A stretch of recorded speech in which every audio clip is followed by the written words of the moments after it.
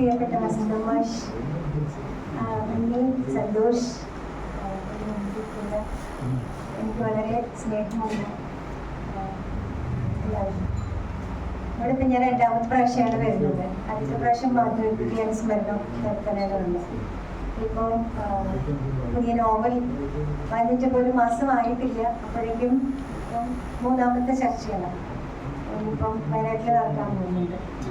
അത് ഞാൻ തന്നെ പ്രതീക്ഷിച്ചിട്ടുണ്ടായിരുന്നില്ല. എത്ര വേഗം 2ാമത് വരുന്നു, ഇത്രയധികം ചർച്ചകൾ വരുമെന്നും ആഗ്രഹിച്ചിട്ടുണ്ടായിരുന്നു. പക്ഷെ അറിയുമായിരുന്നില്ല ഈ നോവലിന് എങ്ങനെയാണ് ജനം സ്വീകരിക്കുക എന്ന് എനിക്കൊരു ഉത്ഭയം ഉണ്ടായിരുന്നു. കാരണം നോവൽ വായിച്ചവർക്കറിയാം അതിലെ ഉൾപ്പെടെ എന്താണെന്നുള്ളത്. ഞാൻ ആദ്യത്തെ നോവൽ പിറ എഴുതിയത് 2003-ലാണ്. എൻ്റെ ഒരു സ്വഭാവം എന്താണെന്ന് വെച്ചാൽ നോവൽ എഴുതി കഴിഞ്ഞിട്ട് പിന്നെ ഞാൻ അത് തിരിഞ്ഞു നോക്കിയിട്ടില്ല. എനിക്ക് ആ സമയത്താണ് മകളുണ്ടായത്. പിന്നെ ഞാൻ അവളുടെ പുറകെയായിരുന്നു. അതുകൊണ്ട് ഞാനങ്ങനെ ഒരു അവാർഡിനും ഇത് നോവൽ അയച്ചിട്ടില്ല. അതുപോലെ തന്നെ കഥാപുസ്തകങ്ങളും ഞാനങ്ങനെ അയക്കാറില്ല. ഇതൊക്കെ മണ്ടത്തരാണ്, വിദ്യയാണ് ഞാൻ പിന്നെ മനസ്സിലായത്. അതുകൊണ്ട് എഴുതാതിരിക്കാൻ പറ്റില്ല എന്ന് തോന്നുന്നത് കൊണ്ട് എഴുതുകയും അത് കഴിഞ്ഞിട്ട് മറ്റു കാര്യങ്ങളിലേക്ക് പോവുകയും ചെയ്യുന്ന ഒരാളാണ്. ഒരു 50 കഥകൾ എഴുതിയാണ്. പിന്നെ 2 വലിയ പഠനങ്ങൾ എഴുതി. കേരളത്തിന്റെ സ്ത്രീ ചരിത്രങ്ങൾ, സ്ത്രീ മുന്നേറ്റങ്ങൾ, വേറൊരു സ്ത്രീ നാടകവേദി എന്ന് പറയുന്നൊരു ഗവേഷണ പുസ്തകം എഴുതി. പിന്നെ ഒരുപാട് ലേഖനങ്ങൾ എഴുതി. 2 ലേഖനങ്ങളുടെ സമാഹാരമുണ്ട്. പിന്നെ അതല്ലാതെ വേറെ കുറേ മെയിൻ സ്ട്രീമിൽ അങ്ങനെ വായിക്കപ്പെടാത്ത വേറെ കുറച്ച് അക്കാഡമിക് പുസ്തകങ്ങൾ, പിന്നെ കോളം ആർട്ടിക്കിൾസ് കുറേ എഴുതി. അങ്ങനെയായിരുന്നു എൻ്റെ ഒരു പലതരത്തിൽ ചിതറിക്കിടക്കുന്ന ഒരു എഴുത്താണ് എൻ്റെത്. അതിനിടയിൽ എഴുതി കഴിഞ്ഞിട്ട് എൻ്റെ മനസ്സിലെ 2ാമത്തെ നോവൽ എഴുതണം എന്നുള്ള ഒരു ആഗ്രഹമായിരുന്നു. സത്യത്തിൽ ഈ നോവലിന്റെ കുറച്ച് ഭാഗങ്ങൾ എഴുതാനാണ് ആദ്യ നോവലിൽ ഞാൻ വിചാരിച്ചത്. പക്ഷെ എഴുതി വന്നപ്പോൾ ഇതിന്നൊന്നും വരാതിരിക്കുകയും വേറൊരു നോവലായിട്ട് മാറുകയാണ് ചെയ്തത്.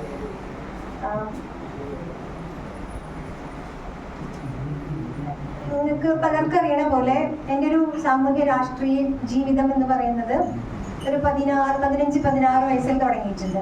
ഒരു ഇടതുപക്ഷ പ്രസ്ഥാനത്തോടൊപ്പം പ്രവർത്തിക്കുകയും അത് 23 വയസ്സ് വരെ അതിനുള്ളിലായിരിക്കുകയും പോലീസ് എന്താ പറയുക മർദ്ദനമൊക്കെ ഏറ്റ് കുറെ കേസ്, കോടതി, അങ്ങനത്തെ വ്യവഹാരങ്ങളിലൊക്കെ പെട്ട് സാധാരണ പെൺകുട്ടികൾ അങ്ങനെ ഉണ്ടാവാറില്ലല്ലോ. സാധാരണ ഒരു നാട്ടുമ്പുറത്ത് തൃശ്ശൂരിലെ പെരുങ്ങോട്ടുകര എന്ന് പറയുന്ന സ്ഥലത്ത് ജനിച്ച് അങ്ങനെ ഉള്ളൊരു അധികം വേറെ തരത്തിലുള്ള നമുക്കൊരു കൾച്ചറൽ ക്യാപിറ്റൽ ഉണ്ട് എന്ന് പറയാവുന്നൊരു കുടുംബ പശ്ചാത്തലത്തിലൊന്നുമല്ല. പക്ഷെ ഒരു രാഷ്ട്രീയ പശ്ചാത്തലമുള്ള കുടുംബം.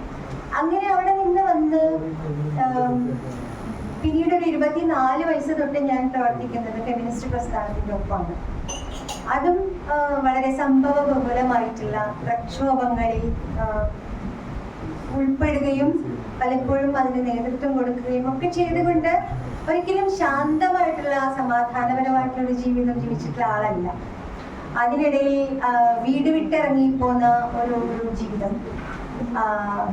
അപ്പോഴും എൻ്റെ ഉള്ളിലുള്ള ഒരു റബൽ എന്ന് പറയുന്നത് സ്വാതന്ത്ര്യമോഹിയാണ്. ഞാൻ അടിസ്ഥാനപരമായിട്ട് സ്വാതന്ത്ര്യമോഹിയാണ്. ആ സ്വാതന്ത്ര്യമോഹിയുടെ കഥയാണ് സത്യത്തിൽ കാന്തൻ.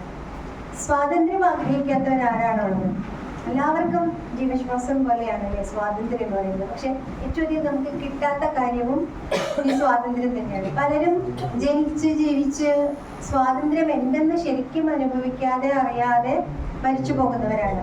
അതിൽ തന്നെ ഏറ്റവും കൂടുതൽ സ്ത്രീകളുടെ ഒരു ജീവിതം എന്ന് പറയുന്നതാണ് എൻ്റെ ഏറ്റവും വലിയ കൺസേൺ ആയിരുന്നത്, അല്ലെങ്കിൽ എൻ്റെ ഒരു വലിയ വേദനയായിരുന്നത്. അപ്പൊ ഈ കാന്തലിലെ ശരിക്കും സ്ത്രീ ജീവിതങ്ങളുടെ ഈ സ്വാതന്ത്ര്യ ദാഹമുണ്ട്. ആ സ്വാതന്ത്ര്യത്തിന് വേണ്ടിയുള്ള എടുത്ത് ചാടലുകളുണ്ട്. ഇത് ശരിക്കും ഒരു ചരിത്രത്തെ പൊളിച്ച് വേറൊരു ചരിത്രത്തെ നിർമ്മിക്കുക, അങ്ങനെയാണ് സാറാ ടീച്ചർ പറയുന്നത് കാന്തലിനെ കുറിച്ച്. ചരിത്രത്തെ പൊളിക്കുകയും പുതിയ ചരിത്രത്തെ നിർമ്മിക്കുകയും ചെയ്യുന്ന ഒരു പ്രക്രിയ കാന്തലിൽ ഞാൻ ചെയ്യുന്നുണ്ട്. അത് സ്ത്രീകളുടെ ഒരു വലിയ ബാഹുല്യം. മിത്ര എന്ന് പറയുന്ന കഥാപാത്രമാണ് ഇതിന്റെ ആദ്യം മുതൽ അവസാനം വരെ ഉള്ളത്. അത് എന്റെ ജീവിതവും ജീവിതത്തിൽ നിന്ന് പറഞ്ഞിട്ടുള്ള കഥാപാത്രമാണ്. അത് ഒരു ഓട്ടോ ഫിക്ഷൻ എന്ന് നമുക്ക് ആ അർത്ഥത്തിൽ തന്നെ പറയാം. വീട് വിട്ടിറങ്ങുകയും സ്വാതന്ത്ര്യം, അത് ഈ പറഞ്ഞ പോലെ വളരെ കൺവെൻഷണൽ ആയിട്ടുള്ള ഒരു വീട് വിട്ടിറക്കൊന്നുമല്ല. ആരുടെങ്കിലും കൂടെ ഒളിച്ചോടിക്കുവാനോ അല്ലെങ്കിൽ അങ്ങനെയൊന്നുമല്ല ഇറങ്ങി പോരുന്നത്. പ്രണയത്തിന്റെ പുറകെ പോവുകയോ അങ്ങനെയുമല്ല. തീർത്തും അരക്ഷിതത്വത്തിലേക്ക്. സ്വാതന്ത്ര്യം എന്ന് പറയുന്നത് അരക്ഷിതത്വമാണെന്നാണ് ഞാൻ അനുഭവിച്ചിട്ടുള്ള ഒരു കാര്യം. അപ്പൊ ആ ഒരു എന്നാൽ സ്വാതന്ത്ര്യം എന്ന് പറയുന്നത് ഇല്ലെങ്കിൽ എന്ത് സുരക്ഷിതത്വം ഉണ്ടായിട്ടും കാര്യമില്ല എന്ന് പറയുന്നത്. അപ്പൊ ഈ ഒരു വൈരുദ്ധ്യം ഉണ്ടല്ലോ, സ്വാതന്ത്ര്യവും അരക്ഷിതത്വവും, സ്വാതന്ത്ര്യമില്ലായ്മയും സുരക്ഷിതത്വവും, ഇതിൽ ഏത് തിരഞ്ഞെടുക്കണം എന്ന് എന്നോട് ചോദിച്ചാൽ എനിക്ക് സ്വാതന്ത്ര്യമില്ലാത്ത സുരക്ഷിതത്വം എനിക്ക് ഒരിക്കലും പറ്റില്ല. മറിച്ച് സ്വാതന്ത്ര്യമില്ലാത്ത അരക്ഷിതത്വത്തിലേക്ക് പോയിട്ട് അവിടെ കിടന്ന് പിന്നെ എന്താ ചെയ്യാൻ പറ്റുക, അതിനെ കുറെ കൂടിയും സുരക്ഷിതമാക്കാനായിട്ട് എന്താ ചെയ്യാൻ പറ്റുക എന്ന് പറയുന്ന പരീക്ഷണങ്ങൾ നടത്തുക എന്ന സാഹസമാണ് ഞാൻ ഏറ്റെടുക്കുക. ആ ഒരു സാഹസം ചെയ്യുന്ന ഒരു കഥാപാത്രമാണ് മിത്ര. ആ പരീക്ഷണത്തിന് വേണ്ടി ജീവിതത്തെ കുറെ ഇങ്ങനെ എന്താ പറയാ നടുക്കടലിലേക്ക് ഇറക്കി വിടുന്നുണ്ട്. ഈ സ്നേഹം എന്ന് പറയുന്നത് എന്നെ സംബന്ധിച്ചിടത്തോളം സ്നേഹം എന്ന് പറയുന്നത് അല്ലെങ്കിൽ പ്രണയം എന്ന് പറയുന്നത് സ്വാതന്ത്ര്യം പോലെ തന്നെ പ്രധാനമാണ്. പ്രണയിക്കാതെ അല്ലെങ്കിൽ സ്നേഹിക്കപ്പെടാതെ സ്നേഹിക്കാതെ എങ്ങനെ മനുഷ്യര് ജീവിക്കാം എന്ന് പറയുന്നത് എനിക്ക് ഒരിക്കലും പിടികിട്ടിട്ടില്ല. ഇതിലെന്റെ ഉള്ളിൽ പ്രണയിക്കാത്ത മനുഷ്യരുണ്ടോ എന്ന് ഞാൻ ചോദിക്കണില്ല. ഇല്ലാന്ന് ആരെങ്കിലും പറഞ്ഞ് എനിക്ക് വലിയ സങ്കടം വരും. പക്ഷെ എല്ലാവർക്കും ഒരുപോലെ പ്രണയിക്കാനും പറ്റില്ല. എല്ലാവരും പലരുടെയും ശേഷി വളരെ വ്യത്യാസമായിരിക്കും. അത് ഞാൻ എന്റെ പ്രണയകാമസൂത്രം എന്ന് പറയുന്ന പുസ്തകത്തിൽ പറയുന്നുണ്ട്. എല്ലാവർക്കും പാടാൻ അറിയില്ല, എന്നാൽ എല്ലാവരും പാടുകയും ചെയ്യും അല്ലെ.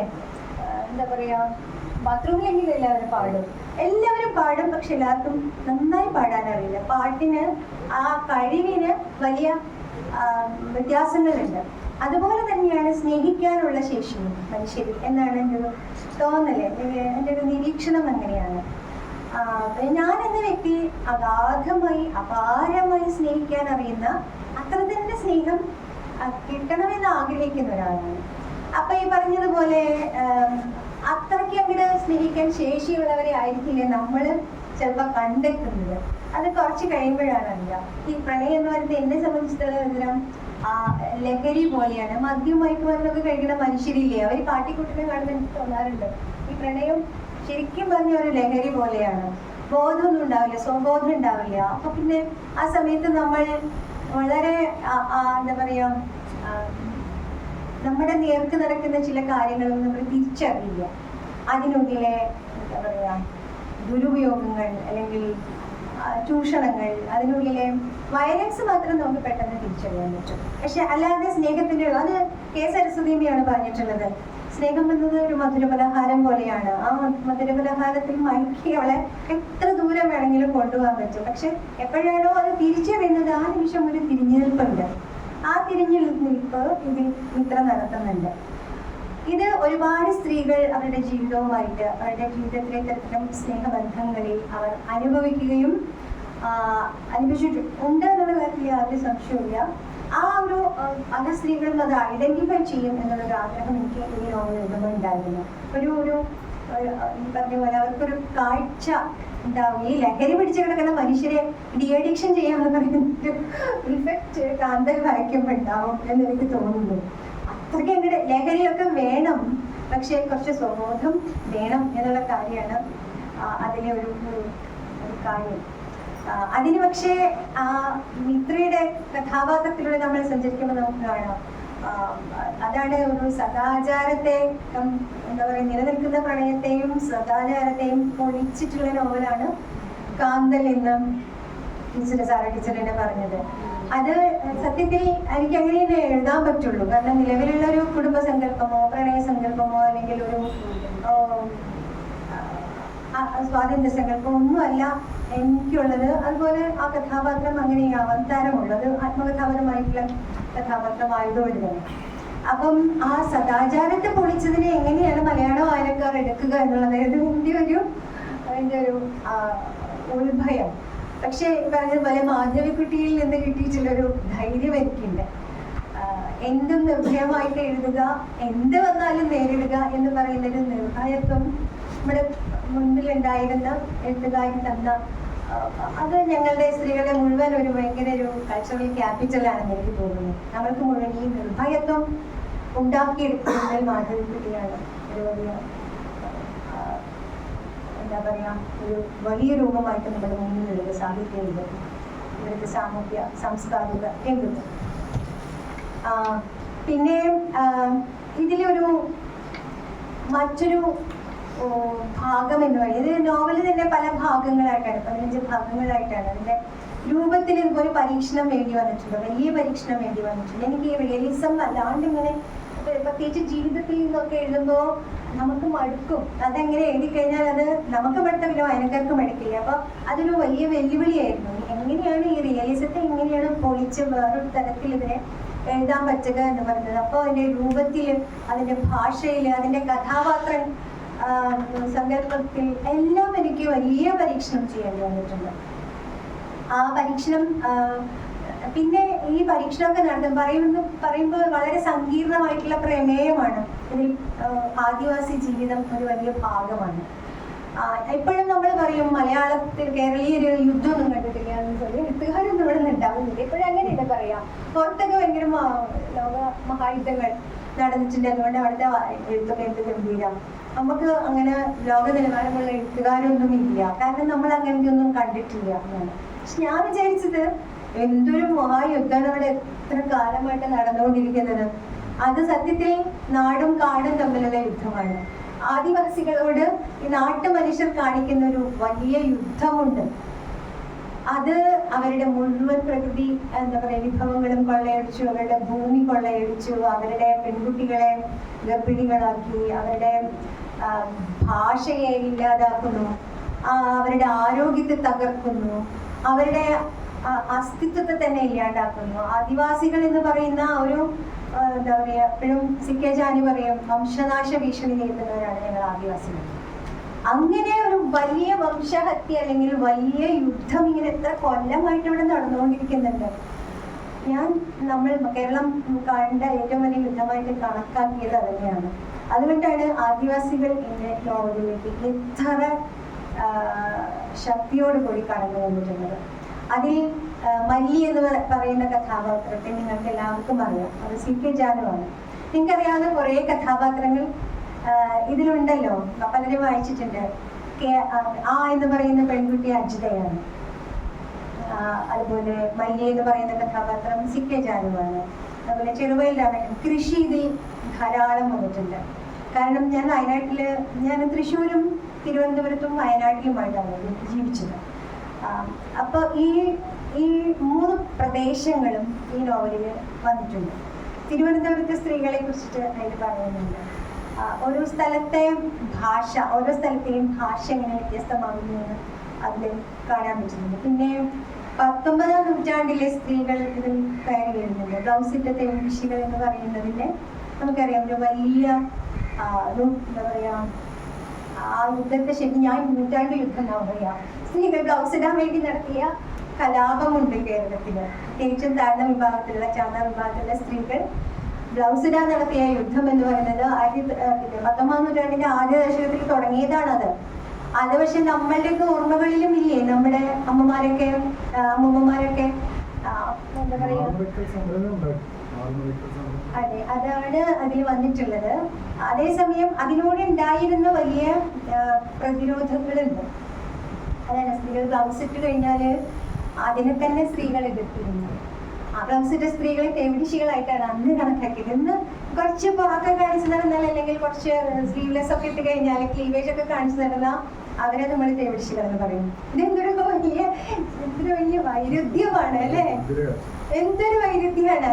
അപ്പൊ ഇത് സ്ത്രീയുടെ ശരീരം എന്ന് പറയുന്നത്, സ്ത്രീകളുടെ ലൈംഗികത എന്ന് പറയുന്നത്, അതിന്മേൽ സ്ത്രീകൾ എടുക്കുന്ന സ്വയം നിർണയാവകാശം എന്ന് പറയുന്നത് കാന്തലിലെ ഒരു വലിയ ഒരു പ്രമേയമാണ്. അതാണ് ഇതിലെ സദാചാരത്തെ പൊളിക്കുന്നതിന്റെ ഒരു വലിയ തലം എന്ന് പറയുന്നത്. ഞാൻ വിചാരിക്കുന്നു അത് നന്നായി ചെയ്തിട്ടുമുണ്ട്. അത് വായനക്കാർ അതിനെ ഏതോ ഒരാൾ, എനിക്കറിയാത്ത ഒരാളാണ് ഒരു കമന്റ് ചെയ്തി, കാന്തയിലെ കഥാപാത്രങ്ങളുടെ നിലപാടുകളോട് യോജിക്കാൻ പറ്റില്ലെങ്കിലും പാരായണക്ഷമമായതുകൊണ്ട് എനിക്ക് ഇഷ്ടപ്പെട്ടിരുന്നു. അപ്പൊ ഇത്രയും കോംപ്ലക്സ് ആയിട്ടുള്ള പ്രമേയങ്ങൾ നമ്മൾ കൊണ്ടുവരുമ്പോൾ അതിന് റീഡബിലിറ്റി ഇല്ലെങ്കിൽ കാര്യമില്ല എന്ന് വിശ്വസിക്കുന്ന ഒരാളാണ് ഞാൻ. അതുകൊണ്ട് നോവൽ ഇറങ്ങി കഴിഞ്ഞിട്ട് ആരെങ്കിലും ഒന്ന് വായിച്ചിട്ട് എന്തെങ്കിലും പറയുന്നത് കേൾക്കാൻ ഞാനിങ്ങനെ ഈ സിനിമയൊക്കെ ഇറങ്ങിയിട്ട് റിലീസ് ചെയ്ത് കഴിഞ്ഞിട്ട് സംവിധായകരൊക്കെയില്ലേ, എനിക്ക് ഇതുവരെ അങ്ങനെ ഉണ്ടായിട്ടില്ല. ഇതുവരെ എന്ത് ചെയ്തിട്ട് എനിക്ക് അങ്ങനെ ഉണ്ടായിട്ടില്ല. അപ്പൊ ആൾക്കാരുടെ കോൺഫിഡൻസിലാണ് നമ്മളെല്ലാം ഇതുവരെ പബ്ലിഷ് ചെയ്തിട്ട്. ഇത് കഴിഞ്ഞിട്ട് എനിക്ക് ഇങ്ങനെ പടപടയായിരുന്നു, എൻ്റെ നെഞ്ചിടിപ്പ് ഭയങ്കരമായിരുന്നു. ആദ്യത്തെ 2-3 പേരുടെ, അത് എന്റെ ഫ്രണ്ട്സ് പറഞ്ഞാലൊന്നും എനിക്ക് തൃപ്തി വരില്ല. അല്ലാത്ത ഞാനറിയാത്ത വായനക്കാർ വായിച്ചിട്ടുള്ള അഭിപ്രായം കേട്ട് കഴിഞ്ഞപ്പോഴാണ് എനിക്ക് സത്യം പറഞ്ഞ, അല്ലെങ്കിൽ ഞാൻ വിചാരിച്ചു ഞാൻ ചത്തുപോകുന്നു വിചാരിച്ചു. അത്രയുമായിരുന്നു എനിക്ക് ആ ഉത്കണ്ഠ എന്ന് പറയുന്നത്. കാരണം അത്രയധികം പരീക്ഷണങ്ങൾ ഇതിൽ നടത്തിയിട്ടുണ്ട്. അത് വായിക്കുന്നത് ബുദ്ധിമുട്ടായി ആൾക്കാർക്ക് വന്നു കഴിഞ്ഞാല് പുസ്തകം കുറച്ച് വായിച്ചിട്ട് എടുത്തു വെച്ച് പിന്നെ വായിക്കാം എന്നൊക്കെ വിചാരിച്ച് പോകരുതെന്ന് എനിക്ക് വലിയ നിർബന്ധമുണ്ട്. വച്ച് പോവാം, പക്ഷെ അത് തിരിച്ച് വിളിച്ചുകൊണ്ടിരിക്കണം പുസ്തകം, അത് മുഴുവനാക്കണം. ഒരു 100 പേജ് ജിസിയെ പറഞ്ഞത് 100 പേജ് വായിച്ചിട്ട് എവിടേക്ക് യാത്ര പോയി.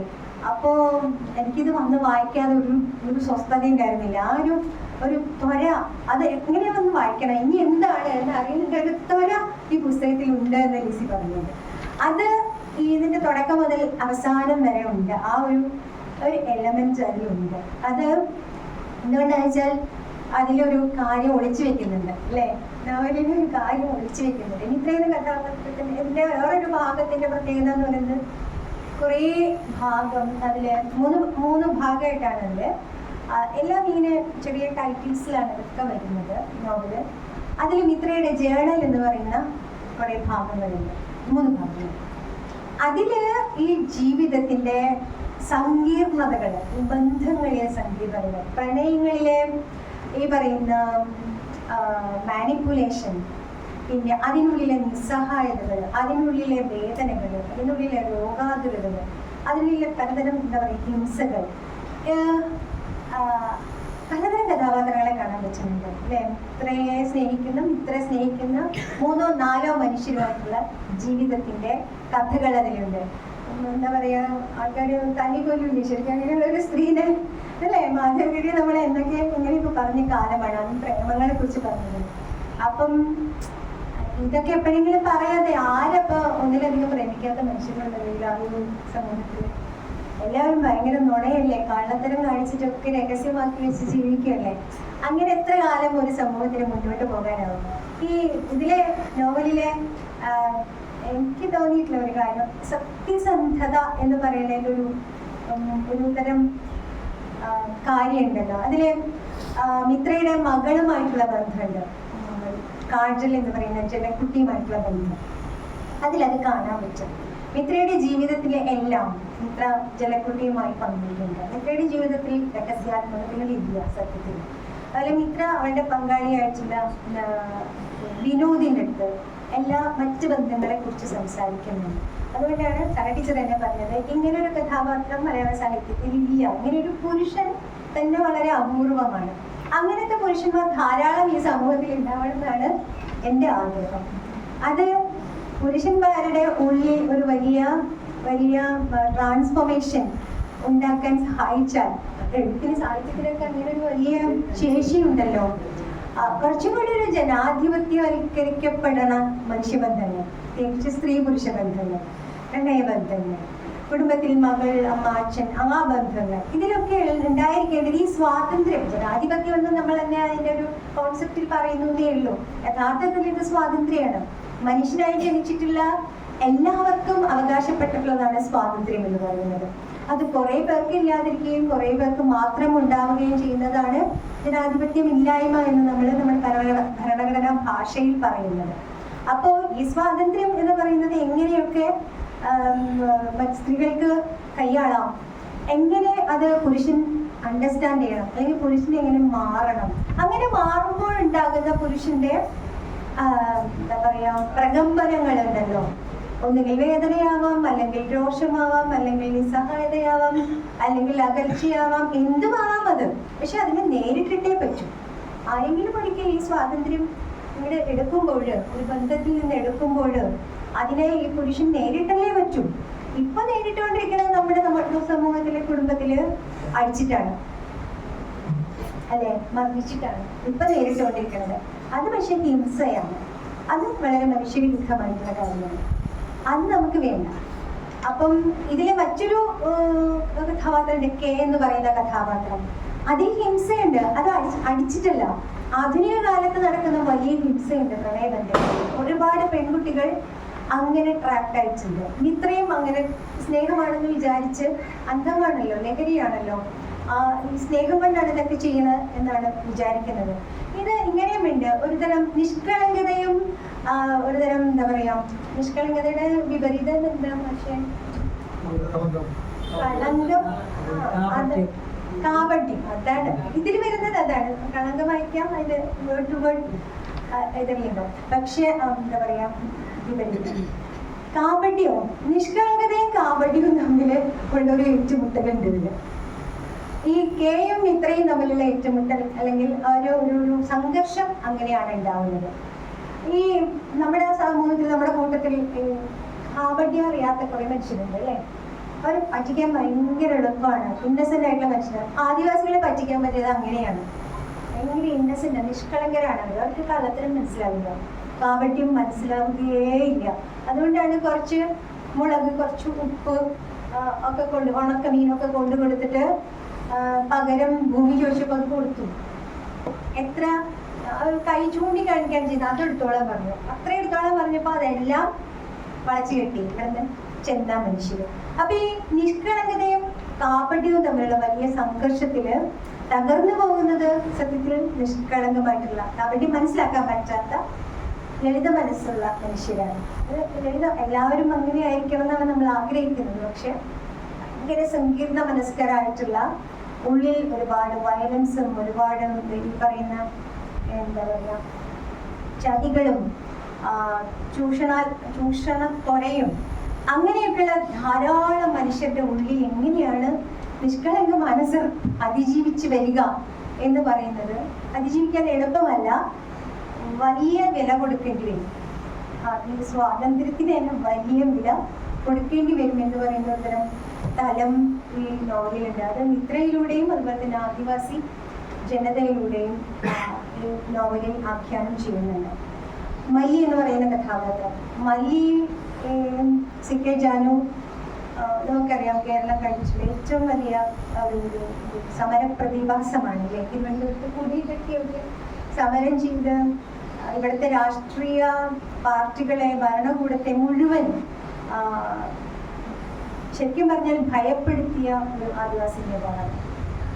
ജാനുവിന്റെ കഥാപാത്രം ഇതിൽ വരുന്നത് കാടിനൊപ്പമാണ്, ആ ഒരു ഗോത്രത്തിനൊപ്പമാണ്, അതിൻ്റെ മുഴുവൻ സമര പ്രതിരോധത്തോടൊപ്പമാണ് വരുന്നത്.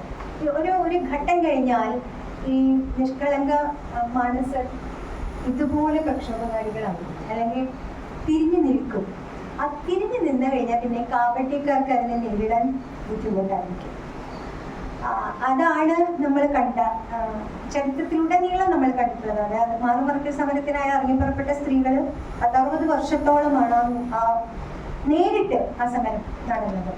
നേരിട്ട് വെച്ചാൽ രാജ്യവിളംബരം വരുന്നത് വരെയുള്ള വർഷം എന്ന് പറഞ്ഞാൽ കന്യാസ്ത്രീകൾക്ക് പിന്നെ ബ്ലൗസിന്റെ മുകളിൽ മേൽമുണ്ടും ധരിക്കാം എന്ന് പറയുന്ന വിളംബരം വരുന്നത് വരെയുള്ള കാലം എന്ന് പറയുന്നത് 60 വർഷമാണ്. 60 വർഷം കഴിഞ്ഞിട്ട് പിന്നീടും 36-ല് സ്ത്രീകള് ബ്ലൗസ് ഇട്ട് അമ്പലത്തിലേക്കൊക്കെ വരുമ്പോൾ രാജ വിളംബരം ഇവിടെ ഉണ്ടാവുന്നുണ്ട്. എന്താ പറയാ, തിരുവിതാംകൂറിലല്ല, കൊച്ചി രാജാവിന്റെ വിളംബരം ഉണ്ടാവുന്നുണ്ട്.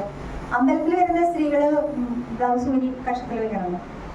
ബ്ലൗസ് ഇട്ടിട്ട് സ്ത്രീകൾ അമ്പലത്തിൽ കയറാൻ പാടില്ലാന്നുണ്ട്. അപ്പൊ ഈ വിളംബരമുണ്ട്, രാജവിളംബരമൊക്കെ ഉണ്ട്, അതിന്റെ വഴിക്ക് പോകും. പക്ഷെ മറ്റേ തിരുവിതാംകൂർ രാജവിളംബരം, പക്ഷെ ഇത് കേരളം ആകെയും സ്ത്രീകൾ ബ്ലൗസ് ഇടാൻ തീരുമാനിക്കുന്ന സമയത്ത്, ഇടാൻ ആഗ്രഹിച്ച സമയത്ത് നടന്ന ഇതായിരുന്നു, ഇടാൻ പറ്റിയത്. അപ്പൊ സ്ത്രീകൾ വീട്ടിൽ നിന്ന് ബ്ലൗസ് ഒക്കെ ഇട്ടിട്ട് ഇറങ്ങും. അത് യുദ്ധം ചെയ്തിട്ടാണ്, അമ്മായിമാരോടൊക്കെ യുദ്ധം ചെയ്യണം. അമ്മായിമാരും ബ്ലൗസ് ഇടാൻ സമ്മതിക്കില്ല. അതാണ് CK ശിവന്റെ ജീവിത സമരത്തില് എഴുതിയിട്ടുണ്ടല്ലോ, CV കുഞ്ഞിരാമന്റെ ഭാര്യ ബ്ലൗസ് തയ്ച്ച് ഒക്കെ എടുത്തു വെച്ച് രാത്രി ഭർത്താവിനിട്ട് കാണിക്കും. രാവിലെ ബ്ലൗസ് ഉപയോഗിച്ചിട്ട് പുറത്തേക്ക് ഇറങ്ങും. ഒരു ദിവസം ബ്ലൗസ് വെച്ചിട്ട് പുറത്തിറങ്ങിയപ്പോഴാണ് ചൂലെടുത്തിട്ട് പുറത്തടിച്ചത്. ബ്ലൗസ് ഉമ്മാർ എന്താ പറയാ, ദേവടിച്ചുകളെ പോലെ ബ്ലൗസ് ഇട്ട് നടക്കണമെന്ന് ചോദിച്ചിട്ടുണ്ട്. അങ്ങനെയാണ് അന്നത്തെ സ്ത്രീകൾ സ്വന്തം ശരീരത്തിന്റെ എന്താ പറയാ, അവരുടെ സ്വാതന്ത്ര്യ തൃഷ്ണകളായിരുന്നു അത്. ബ്ലൗസ് ഇട്ട് നടക്കുക, നേരത്തെ ബ്ലൗസ് ഇട്ട് നടക്കുക, അങ്ങനെയാണ്. കട്ടിക്കുപ്പായം എടുത്തപ്പോ പറഞ്ഞു ഞങ്ങൾക്ക് തോന്നും ഞങ്ങൾക്ക് നേരത്തെ ബ്ലൗസ് ആയിരുന്നു. അത് കിട്ടിയപ്പോ പറഞ്ഞു ഞങ്ങൾക്ക് തോന്നും പോലെ ഞങ്ങൾക്ക് സാധാരണ സ്ത്രീകളെ ധരിക്കണം പോലെ മേൽമുണ്ട് ധരിക്കണം എന്ന് പറഞ്ഞു. ഇതൊക്കെ ഇവരുടെ സ്വാതന്ത്ര്യ തൃഷ്ണയുമായും സൗന്ദര്യബോധവുമായും സ്വന്തം ശരീരത്തിന്റെ മേലുള്ള അവരുടെ അവകാശവും സ്വയംനിർണയ ബോധവും ഒക്കെ ആയിട്ട് ബന്ധപ്പെട്ടിട്ടുള്ള കാര്യങ്ങളാണ്. അങ്ങനെ ഞാൻ പറഞ്ഞു ഇതാണ്, സ്ത്രീകൾ തിരിഞ്ഞു നിന്നാൽ പിന്നെ അത് ഒരു ഭയങ്കര നിൽപ്പായിരിക്കും. അത്തരം നിൽപ്പ് ഇതിലെ കടുവയുടെ രൂപകം കുറേ ഉപയോഗിക്കുന്നുണ്ട് കാണുന്നുണ്ട്. ഈ കടുവേനെ പലതരത്തിൽ പല സന്ദർഭങ്ങളിൽ അവതരിപ്പിച്ചിട്ടുണ്ട്. അതിൻ്റെ ഒന്നും ഞാൻ പറയണില്ല, ഞാനത് ഇന്റർപ്രിറ്റ് ചെയ്യാനൊന്നും ശരിയില്ല, ഞാനതിലേക്ക് കടക്കണേ ഇല്ല. ഈ എന്താ പറയുക, മല്ലിയെ പോലെ മിത്രയെ പോലെ അതുപോലെ ബാക്കി കഥാപാത്രങ്ങളെ പോലെ തന്നെ ഇതിലൊരു കഥാപാത്രമാണ് കടുവ. അതിലെ ഒരു പൊളിറ്റിക്കൽ ഡയമെൻഷൻ മാത്രം ഞാൻ പറയാം. ഇന്ത്യയിലെ ഇതിനൊരു ഡോക്യു ഫിക്ഷൻ എന്നും വിളിക്കാം ഈ നോവലിന്. അതാണ് കേരളത്തിന്റെ ചരിത്രം, കേരളത്തിന്റെ പുതിയൊരു ചരിത്ര നിർമ്മാണം. ഈ 80കളിലും 90കളിലും 2000-ലും ഒക്കെ നടന്നിട്ടുള്ള വലിയ ജനാധിപത്യ സമരങ്ങളുടെ ചിത്രങ്ങൾ ഇതിൽ വരുന്നുണ്ട്. അർത്ഥത്തിൽ ഇതിനെ ഡോക്യു ഫിക്ഷൻ എന്ന് പറയുന്നത്. പിന്നെ ഇത് എഴുതുന്നത് കോവിഡിന്റെ പശ്ചാത്തലത്തിലാണ്. നോവൽ എഴുതുന്നത് കോവിഡ് കാലമാണ് ഇതിന്റെ പശ്ചാത്തലത്തിൽ. സത്യത്തിൽ ഈ നോവൽ ഞാൻ എഴുതുന്നത്, ഞാൻ പറഞ്ഞല്ലോ, ആദ്യത്തെ നോവൽ എഴുതുന്നത് 2003-ലാണ്. പിന്നീട് എനിക്ക് 20 വർഷക്കാലം നോവൽ എഴുതാൻ പറ്റിയിട്ടില്ല. ഞാൻ ആദിവാസി മേഖലയിലായിരുന്നു 10 വർഷക്കാലം വർക്ക് ചെയ്തത്. ആ സമയത്ത് എനിക്ക് 5 വർഷക്കാലം ഒരു കഥ പോലും എഴുതാൻ പറ്റിയില്ല. കമൽറാം സജീവ് മാതൃഭൂമിയുടെ ഓണപ്പത്തിനു വേണ്ടി ഒരു കഥ ചോദിക്കുമ്പോൾ ഓരോ കഥ ആ 5 വർഷം എഴുതിയിട്ടുണ്ട്. അത് കഴിഞ്ഞിട്ട് ഞാൻ തിരിഞ്ഞു നോക്കിയിട്ടേ ഇല്ല. പക്ഷെ എനിക്ക് അതെന്നെ വല്ലാതെ ബാധിച്ചു. എനിക്ക് എഴുതാൻ പറ്റുന്നില്ല, ജോലി തന്നെ ജോലി. അത് മുഴുവൻ ഞാൻ എൻ്റെ വീട്ടിൽ പൊട്ടിത്തെറിയായിട്ട് പിന്നെ പ്രകടിപ്പിച്ചിട്ടുണ്ട്. ഒരു തരം ഭ്രാന്തിനെ പോലെ മാറുന്ന ഒരു സ്ഥിതിയിൽ അഗാധമായ വിഷാദത്തിലേക്ക് പോവുകയും എനിക്ക് തിരിച്ചറിയാൻ പറ്റാതിരിക്കും. കാരണം ജോലിയുണ്ട്, നമ്മൾ ഡിമാൻഡ് ചെയ്യുന്നുണ്ട് നമ്മളെ ജോലി സ്ഥലം, അല്ലെങ്കിൽ ചെയ്യുന്നത് ആദിവാസി വികസനമാണ്. അപ്പൊ ആ സ്ഥലത്ത് നമ്മളെ രാവും പകലും ശരി ഞാനും ഒക്കെ നമ്മൾ ആവശ്യമുള്ള ഒരു മേഖലയാണ്. അങ്ങനെ വരുമ്പോൾ എനിക്ക് മനസ്സിലായി എനിക്ക് എഴുതണം. എഴുതിയില്ലെങ്കിൽ എനിക്ക് എന്താ പറയാ, ഞാൻ എല്ലാവരെയും ചിലപ്പോൾ കൊന്നു കളയുമ്പോൾ എനിക്ക് തോന്നും. വീട്ടിലുള്ള മനുഷ്യനെ പ്രത്യേകിച്ചും ഞാൻ അതിലൊരു ചിത്രം ഉണ്ടാവില്ലേ അല്ലേ, കാന്തലിലുണ്ട്. അത് ശരിക്കും സംഭവിച്ചതാ. ഞാൻ ഒരു ദിവസം വെള്ളമെടുത്ത് തലയെക്കൊണ്ട് വിളിച്ചു. എനിക്ക് എഴുതണം എന്നൊക്കെ പറഞ്ഞിട്ട് ഹിസ്റ്ററിക്കായിട്ട് എന്റെ മോളത് കണ്ടു. അത് മോളത് കാണുന്നുണ്ടെന്നോ അങ്ങനെയൊന്നും ഞാൻ ചെയ്യാൻ പാടില്ല എന്ന് നമുക്ക് ഒരിക്കലും പോകുന്നുണ്ടായിരുന്നില്ല സത്യത്തിൽ.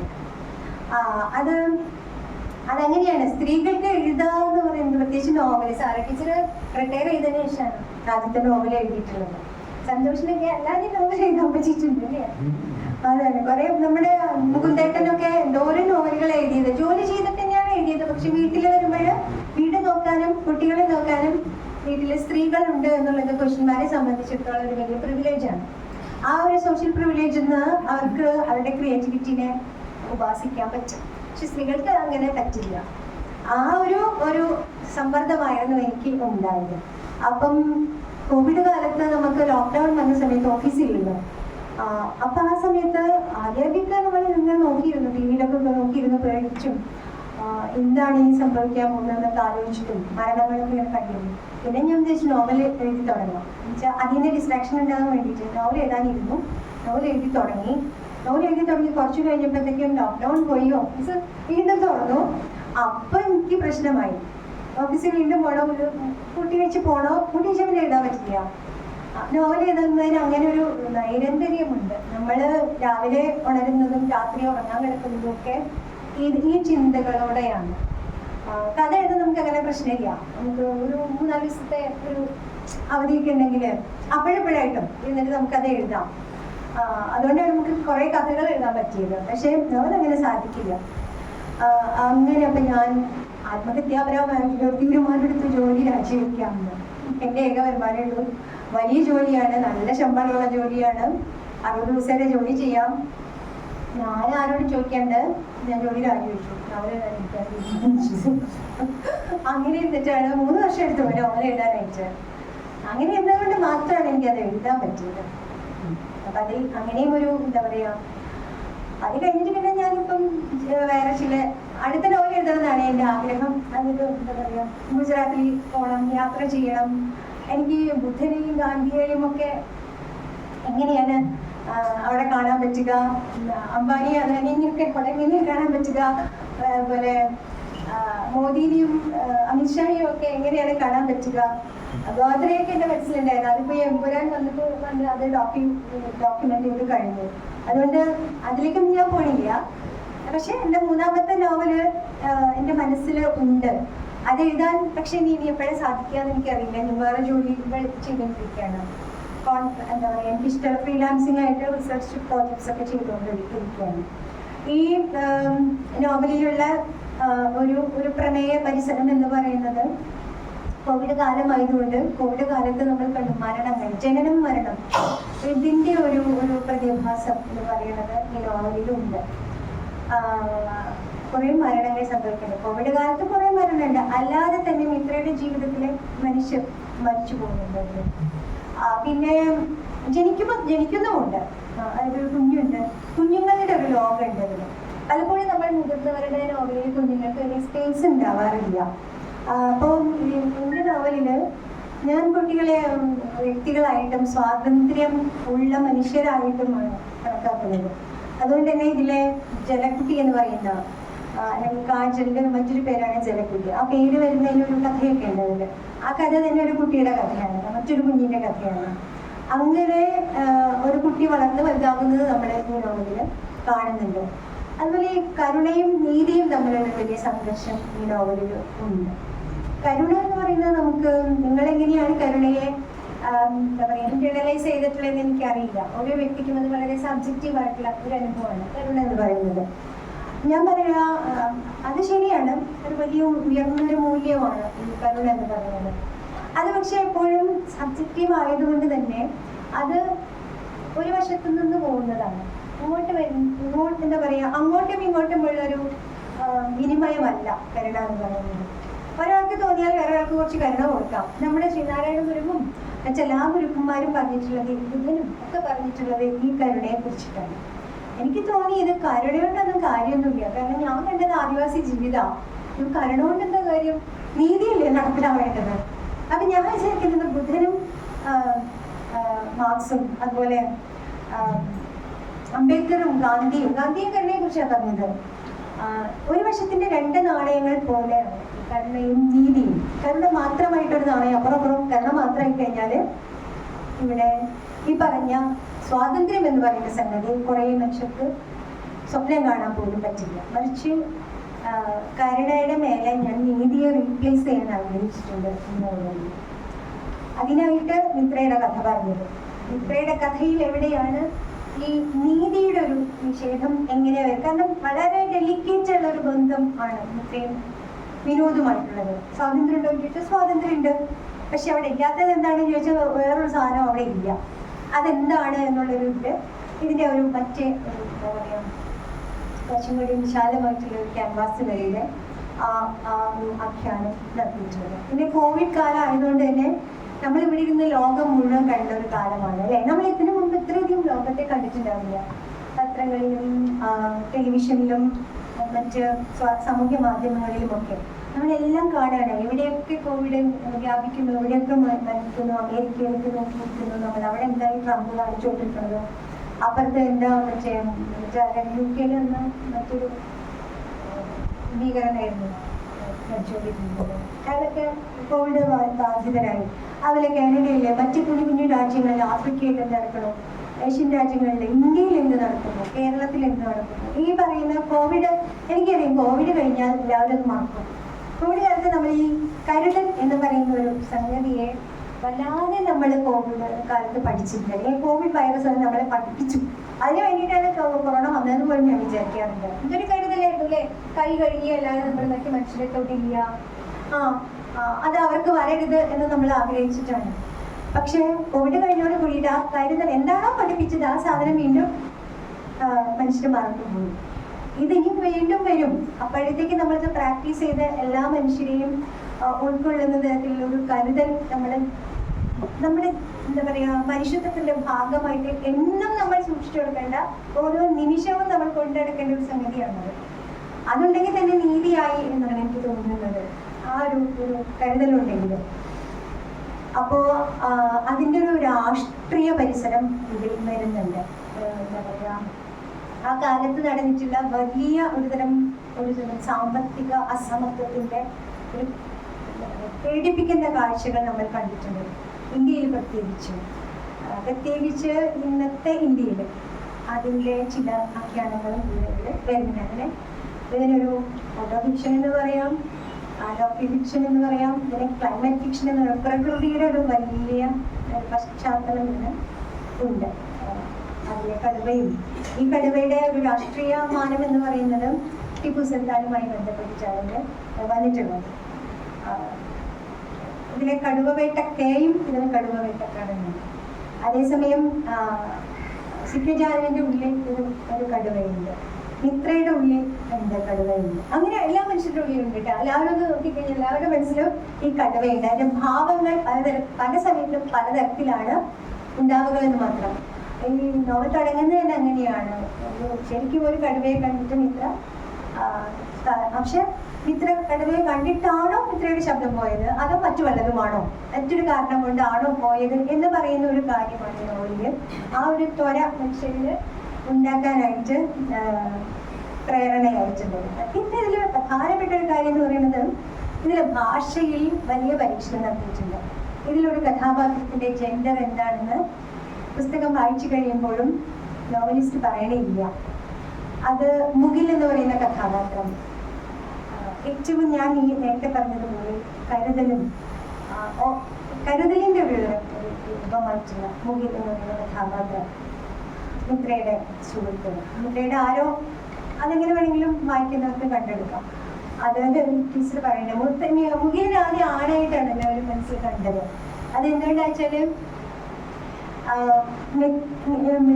ഫാം ഹൗസിൽ മിത്ര വരുന്ന സമയത്ത് ഞാനും മിത്രയും ഒരുമിച്ച് കിടക്കാറുള്ള കട്ടിലിനോട് ചേർന്ന് മേശപ്പുറത്ത് മിത്രയുടെ ജേടൻ ഇരിക്കുന്നുണ്ട് എന്ന് പറയുന്നൊരു വാചകമുണ്ട്. ആ വാചകത്തിൽ നിന്ന് മനുഷ്യരെ വിചാരിച്ചിട്ടുള്ളത് ആദ്യത്തെ വായനയിൽ മുകിൽ പുരുഷൻ ആയിട്ട് തന്നെയാണ് എല്ലാവരുടെയും മനസ്സിൽ വന്നത്. അതിന്റെ കാരണം എന്താ വെച്ചാൽ സ്ത്രീയാണ് മിത്ര. അപ്പൊ പിന്നെ ഒരു കട്ടിലിൽ കിടക്കുമ്പോൾ അപ്പഴത്തേക്ക് കടന്ന് മനുഷ്യർ ചിന്തിക്കുന്നത് കൊണ്ടാണ് അത് പുരുഷനാണെന്ന് തന്നെ തുടക്കത്തിൽ തന്നെ എസ്റ്റാബ്ലിഷ് ചെയ്യുന്നത് വായനക്കാർ കേട്ടോ. അങ്ങനെ കുറെ വായിച്ച് പോകുമ്പോ ചിലപ്പോൾ ആ കഥാപാത്രത്തെ ഇതില് കഴിഞ്ഞിട്ടുള്ള വായനാനുഭവത്തിൽ അത് കേൾക്കാൻ വലിയ താല്പര്യമുണ്ട് കേട്ടോ. പിന്നെ കുറെ കഴിയുമ്പോൾ അത് സ്ത്രീയാണെന്ന് ടീച്ചർ പറഞ്ഞു. അത് കഴിഞ്ഞ് കുറെ കഴിഞ്ഞപ്പോൾ ടീച്ചർ തന്നെ പറയാം അത് ട്രാൻസ്ജെൻഡർ ആണെന്ന് ഞാൻ മനസ്സിലാക്കിയത്. അപ്പൊ എനിക്ക് ഞാൻ ആകെ അത്ഭുതപ്പെട്ടു. ട്രാൻസ്ജെൻഡർ ആണെന്ന് ഞാൻ പറഞ്ഞിട്ടില്ല അതില്, ഞാൻ അതെങ്ങനെ അങ്ങനെ മനസ്സിലാക്കി എന്ന് എനിക്ക് അത്ഭുതമായി. അപ്പോ ഇതിന്റെ ഭാഷയില് ഈ കഥാപാത്രത്തിന്റെ ജെൻഡർ എന്താണെന്ന് പറയുന്നില്ല. അത് വളരെ സൂക്ഷ്മമായിട്ടുള്ളൊരു കളിയായിരുന്നു എനിക്കത്, വളരെ രസകരമായിട്ടുള്ളൊരു കളിയായിരുന്നു. അപ്പൊ എന്താ വെച്ചാൽ നമ്മുടെ വായനക്കാരുടെ ഡോമിനന്റ് സെക്ഷുവാലിറ്റി ഏതാണ്? ഹെട്രോസെക്ഷൽ ആണോ, അതോ ബൈസെക്ഷുവാലിറ്റി ഉണ്ടോ മനുഷ്യരില്, അതോ ഇനി എന്താ പറയാ ലെസ്ബിയൻ ആ തരത്തിലാണോ, അതോ അല്ലെങ്കിൽ ട്രാൻസ്ജെൻഡർ വ്യക്തികളാണോ? ഇതനുസരിച്ചിട്ട് ഈ കഥാപാത്രത്തെ അവർ കാണും എന്നുള്ള സാധ്യതയാണ് ഞാൻ പരീക്ഷിച്ചത്. അത് അങ്ങനെ നമുക്ക് തന്നെ നമ്മുടെ മനസ്സിന്റെ സെക്ഷുവാലിറ്റിയുടെ ഒരു റിഫ്ലക്ഷൻ ആ കഥാപാത്രവുമായിട്ടുള്ള ബന്ധപ്പെടലിൽ വായിച്ചെടുക്കലിൽ കാണാൻ പറ്റും. അത് കണ്ടാലും അത് ഒളിച്ചു വയ്ക്കുന്ന മനുഷ്യരാണോ എന്നുള്ളത് എനിക്ക് നല്ലോണം അറിയാം. കാരണം ഹെട്രോസെക്ഷുവാലിറ്റി ആണ് ഇവിടെ നോർമൽ ആയിട്ടുള്ളൊരു കാര്യം. അത് അപ്പുറത്തേക്ക് വല്ല നമ്മുടെ ഉള്ളിലുണ്ട് എന്ന് പറഞ്ഞാൽ സമൂഹം നമ്മളെ വെറുതെ വിടില്ല. അതെന്തോ വലിയ തെറ്റാണ്, അല്ലെങ്കിൽ മൊറാലിറ്റിക്ക് അതൊന്നും സഹിക്കാൻ പറ്റില്ല എന്നുള്ളത് കൊണ്ട് അതും ഒളിച്ചു വെക്കും എന്നെനിക്കറിയാം. പക്ഷെ എന്നാലും നമ്മുടെ ഉള്ളിൽ അതുണ്ടാവുമല്ലോ, സത്യം ഉണ്ടാവുമല്ലോ എന്ന് പറയുന്ന ഒരു സാധ്യതയാണ് ആ ഒരു മുകിൽ എന്ന് പറയുന്ന കഥാപാത്രത്തിന്റെ വളരെ പരീക്ഷണാത്മകമായിട്ടുള്ള ആഖ്യാനത്തിൽ ചെയ്തിട്ടുള്ളത്. ഇത്രയും മതി തോന്നുന്നു.